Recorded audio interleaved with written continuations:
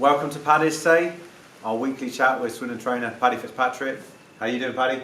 Cool, bro. Excellent. Today, let's talk about Amir Khan. He's got a big fight coming up, and it's not against Kell Brook. Surprise, surprise. And he's stepping up 2 divisions to fight Alvarez. What's your thoughts on that one? Great fight, isn't it? Fantastic fight. Can't believe he's still getting some stick on social media saying that he's a coward avoiding Kell Brook by fighting Canelo. But I think that's just blind Kell Brook fans saying that. People wanted to see Brook Khan, I understand that. A big domestic fight would have been great. But you can't knock him stepping up to fight Canelo. Good fight. And you say it's a good fight. Where would you place my money? Put your money? In my pocket. I wouldn't put it on. So it's a 50-50 fight in your opinion? Do you know what? It's close to it. You'd have to give, you give the advantage to Canelo, as in, even though they're fighting for Canelo's middleweight belt, they're weighing in at 155, which is a pound above light middleweight limit. But it is for the middleweight titles. The only thing is with Canelo, he'll probably walk into the ring at 75 pound, so he'll be light heavyweight, $175, and that's a lot to give away. Styles make fights though. Canelo has lost to Mayweather, and people say Mayweather is the best and he is the creme de la creme, and he is. You can't knock what he's done, the amount of men he's beaten, the amount of class, and he's retired undefeated. But he doesn't do anything spectacular technique-wise, Floyd.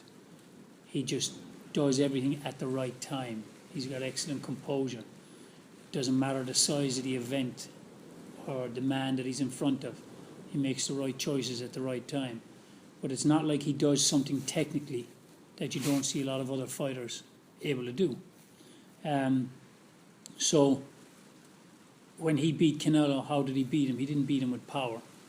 He beat him with, making the right choices at the right time, and with good footwork and hand speed. Amir's got probably better hand speed, and he has got good footwork. Floyd's is more patient and still quick. I think Amir Khan used to be a little bit too anxious with his feet, but he's definitely a lot calmer and measured now in the last few fights with Virgil Hunter. So I think there's a lot of maturity coming into him. Does he have the tools to beat Canelo? Yeah. Can he afford to make a mistake? He can't afford to make a mistake because he's fighting a light heavyweight come fight night. It's an exciting fight.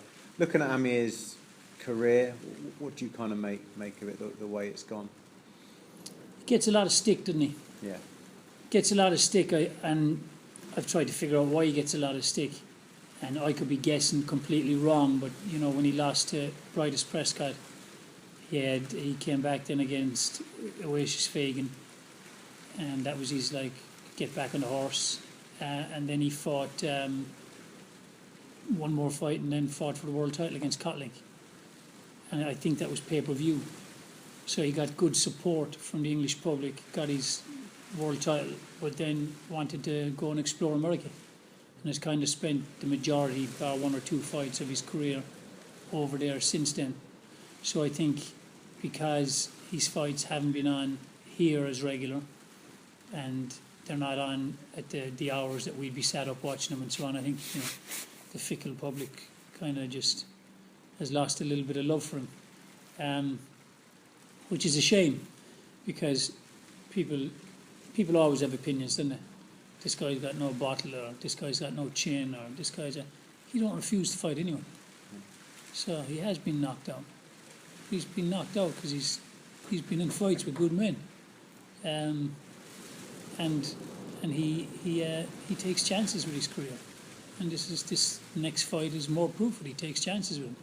So my kind of theory is you won't ever please everybody, so don't bother trying to make anybody happy. Forget them all. Do what you're supposed to be doing. Do what you think is good for you in your career, whatever career that is, because if you ain't going to please everybody and you're going to let people's opinions get to you, you'll just be miserable, won't you? Yeah. He's picked a hard fight. He's picked a hell of a fight, and all the best to him, man. I wish him the best. This fight is possibly, on paper, harder than a fight against Kell Brook. Not being disrespectful to Kell, but on paper it's a harder fight, isn't it? On paper, it's a harder fight. Kell Brook against Khan, I see that as almost being a 50-50 fight because I like Kell Brook's patience. He don't waste a lot. He's kind of like Golovkin in that sense. He doesn't throw shots and hope a few of them land. He'll put himself in a position to make sure the shots that he does use are effective. So he had the ability, I think, to put himself in positions to make Khan a little bit anxious and make mistakes and be able to capitalise on that. So I saw that as being an excellent fight, and I changed my opinion quite regularly on who I thought might win that one. With Canelo, I think that Khan's attributes are obvious. He probably is the quickest hands in boxing. His feet are very quick, but they used to be too anxious, I think. But Canelo, having that much size on him, you wouldn't necessarily say to Canelo, go out and start letting your hands go straight away, because a slower man letting his hands go is just going to open the door for a quicker man to come through. But you would tell him to go and start driving home those double jabs on the chest and going to the body and taking a little bit by bit away. You don't necessarily want to give away rounds, but you wouldn't mind the fact that you'd accept putting a game plan together that you would lose rounds. So even though you wouldn't want to give him away, like I say, you'd accept that you would be losing rounds, but taking a little piece away from him every round in order to put him in a position that from that 6th and 8th round onwards, he's not able to do as much. But, like I say, Floyd was a welterweight. And he beat him. And he beat him with hand speed and foot speed. If Canelo does try to bully Amir Khan, if he does start using his feet quicker than he has been, it's not going to be to his detriment. He's always shown that he's able to use his feet very quickly anyway. It's a very, very interesting fight because it is down to the game plan. And I know a lot of people say every fight's down to the game plan, but they're not. You have some guys that are just too good for the guy they're facing. So long as you come in shape and do what you're good at, it should be enough to beat the man you're up against. There's other fights where what you're good at and what the other opponent is good at negates each other. So then it's when are you choosing to do those certain things? It's like Frampton Quigg. I think that's a similar fight, and it'll be down to the game plan. It's not just down to, I like Carl. I think he's got a beautiful understanding of distance. I think he's more patient inside. But what Scott Quigg does very good, if he imposes that, it can take away what Carl does very well and not give him the time to be as measured out long and be too busy for Carl's patience inside. It could end up being a Ricky Hatton, Costa type fight. And this is a kind of similar thing. It is going to be down to that game plan on the night. If Canelo comes in there thinking, I'm just the bigger man, the bigger puncher, I'm just going to take it to him and he will wear out, that's not a game plan. That's a thought process that I'm too big, I will get to him eventually. A game plan is we're going to do this in order to create this later on, or we're going to do this move in order to draw this from him to get this off. And that's what I think that fight will be down to. Amir can definitely win it, but he's got to be perfect on the night. Khan's spent a long part of his career chasing the fight with Floyd Mayweather. Do you think that was the right thing to do or a mistake in hindsight? This is going to sound stupid, but if you agree with him, it was the right thing to do, and if you don't, he was a fool for doing it. Why didn't he deserve it? He had done a lot. He had won a couple of world titles in different weights. Why not? Why not chase the fight that you want? Floyd, rightly so, is deemed as the top of the tree. Any weight division, he's the cream. Why wouldn't you want to get that fight if you believe your attributes would beat him? So he wanted that fight, and then he couldn't get that fight, so he wanted the Pacquiao fight because that was the next best one. He didn't get those fights. He still got a fight that's made everyone sit up and pay attention to. And he can always come back and fight Kell later on. It's Kell that's in the situation that he needs the bigger fight. He's a world champion, so he has got the respect as a world champion, but he wants to have the fights now that he thinks are deserving of his title. And as yet, he's not getting those fights because he's having to take care of mandatory positions and so on. But he hasn't had a fight yet that's a breakout fight to draw the general public in.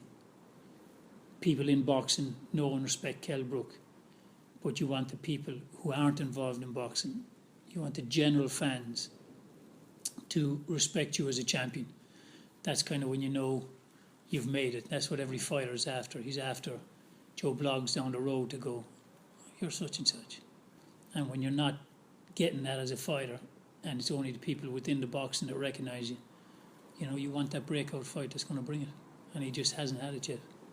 If Khan had a fought Mayweather, could he have beaten him? Could he?